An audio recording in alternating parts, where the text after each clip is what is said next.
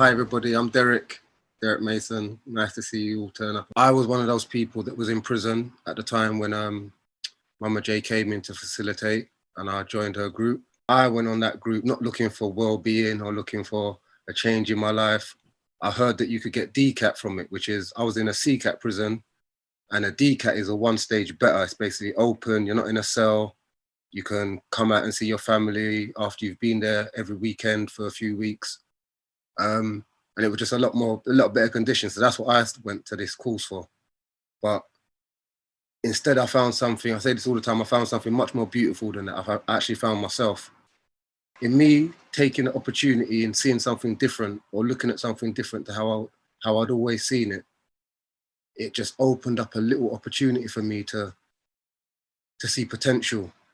The same potential that Mama J's talking about, she saw in us, or she can see in everybody. I couldn't see that in myself for the life of me. I was 47 years old when I got this understanding when I was in prison, and I couldn't see the potential past the crimes I was committing.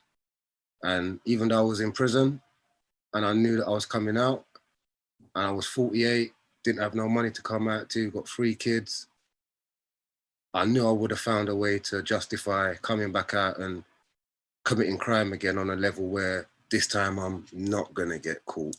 So, and that was my life. I was accepting of that. But when the recovery team came in and just pointed me to myself, and they didn't tell me what to do, they didn't tell me what I could do.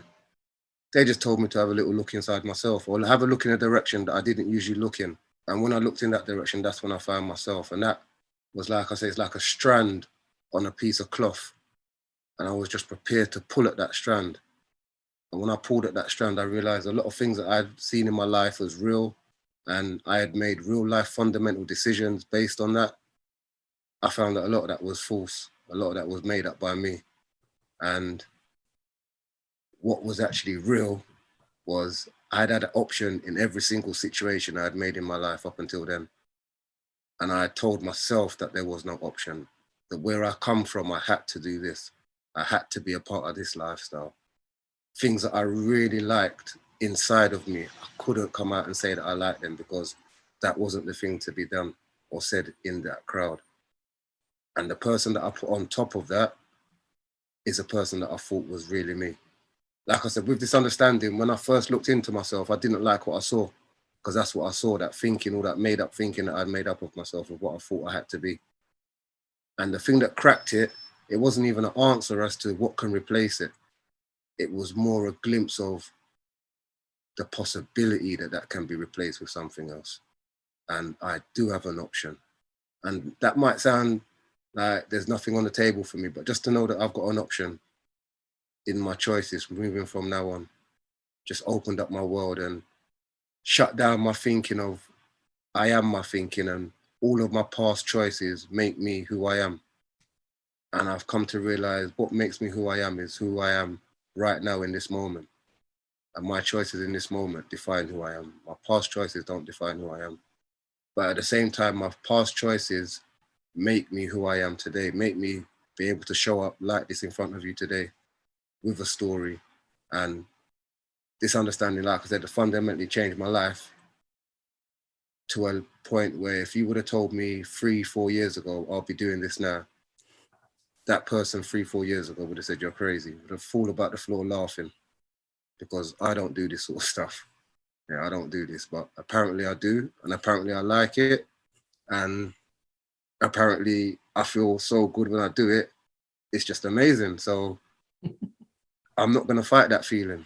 And that's the thing that if I can point you to the feeling when I first got this understanding. We talk about this understanding. It's just something where simple as every human being on this planet functions off of mind, consciousness, and thought. And the power of my thinking, a lot of the things I think were real turned out not to be real. And once I got a glimpse of that, like anxiety, Mama J, I used to be anxious. You put me in a room with more than 3-4 people, I start getting the sweats on. Don't care what they look like. They could be big, small, black, white. I just started getting the sweats on. Socially anxious, I think they call it. I don't know what they call it, but that was just something that I thought was me. But this thing showed me that that was just my thinking. If I step into that room and I see people and I start to expect, maybe from learnt behavior, I'm expecting a certain treatment or I'm expecting a certain judgment, then I'm going to get anxious. But I've put that anxiousness on. That anxious ain't coming from outside of me. That's coming from inside of me. And when I fully understood that, I could walk into any room with anybody and not feel any way. If I feel a way, it's coming from me. And I've seen that it's where another thought process is where I put myself on a pedestal level. Certain people I'll see, I'll put them on a pedestal and I can't talk in front of them. I get nervous when I'm around them. Then certain people I might see as lower than me, my voice gets a bit louder and I get brave and I can say certain things to them because I put myself at that level. All of those levels are made up by me. Mm. Every single human being on this planet we're all at the same level. It's only when our thinking gets involved as where I see myself in that hierarchical scale that I act and feel different. When in fact, the truth is that that is made up by me and probably most human beings on this planet. That led on to me having a fundamental change in my life. Like I said, I was basically a career criminal, was committing crime. Went to prison when I was in 1988, when I was 17. And 2016, I was still committing crime. Hadn't learnt my lesson. But just getting a glimpse of what I've just said has turned my life upside down. I now work. I'm a director with Beyond Recovery and a facilitator. I'm a director with the 3PGC, which is the governing body for the Organisation for This Understanding, what we're talking about. And I'm an international speaker via Zoom.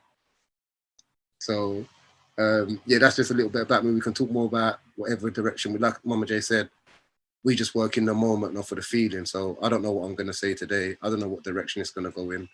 I just talk and then I live in the moment. So that's what makes me in the moment. And if I know this, before I used to have to think and intellectualize things and make sure that what I'm saying is correct for everybody, but I don't do that anymore. I just open my mouth. And if I know I'm being truthful to myself, then whatever comes out, I trust whatever comes out my mouth is basically truly me. And I can't hide from that no more, which is what I was doing for 47 years.